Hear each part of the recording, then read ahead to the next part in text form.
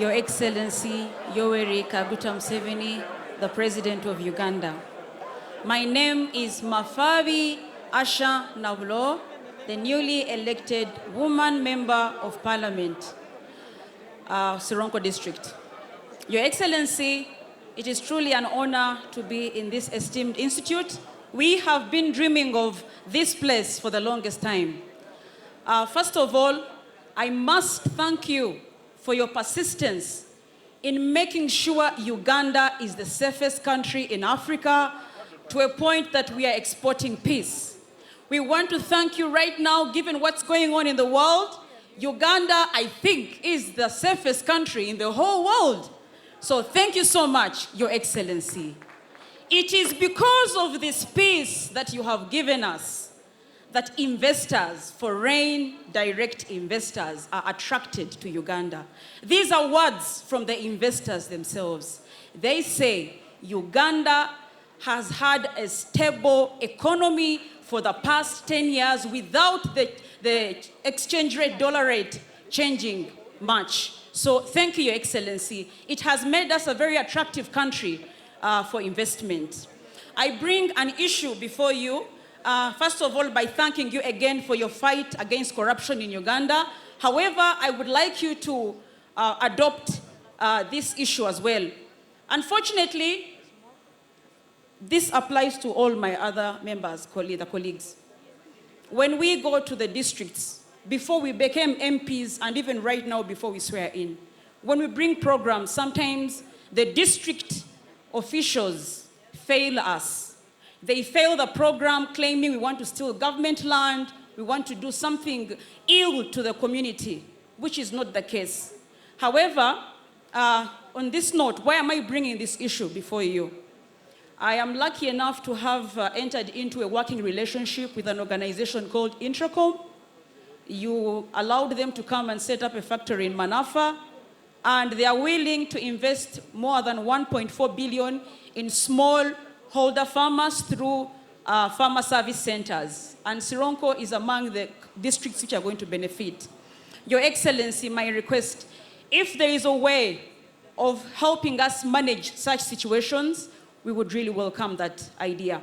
Secondly, I would like to request if there could be a change in how things are. Instead of waiting until May to swear in, could we swear in shortly after the elections, probably a month or 2 weeks, at least 2 weeks? Reason being that we are itching and eager to serve. But because of this situation, we are still not considered the official representatives of our districts or our constituencies. Finally, I was lucky enough to have 2 meetings with your brother, retired General Salim Saleh. And we talked about farmer service centers, we talked about rehabilitating the abandoned society stores, we want to put them to good use. But above all, we talked about Musevenomics.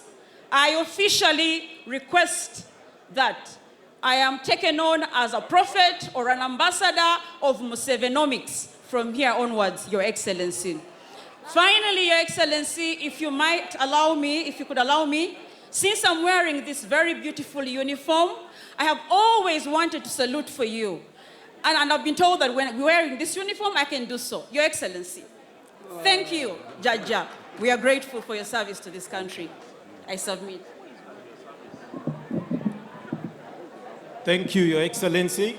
My name is Opio Samuel Achuri, Member of Parliament for Kole North of the 11th Parliament and incoming Member of Parliament for the 12th Parliament. Your Excellency, in your speech today, you talked about the service sector. And one of the areas of the service sector is sports and the hospitality industry.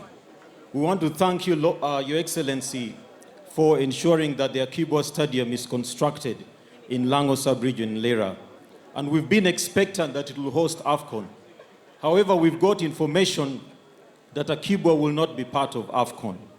And correspondingly, the critical infrastructure such as the roads, Kona Yer, Kona Bohecheme Bobi Road, the Gulu Airfield, which is to be upgraded, the accommodation facilities which will have been supported, we've not heard of them being considered. We've seen billions of shillings allocated for upgrade of Hoima Regional Referral, but we don't see any for Lira Regional Referral. We've seen billions for upgrade of accommodation facilities for Hoima to host, but we've not seen the same for Lango sub-region. We are appealing to you, Your Excellency, for us to protect the gains in Lango, which gave you 84% of the votes, that these projects proceed.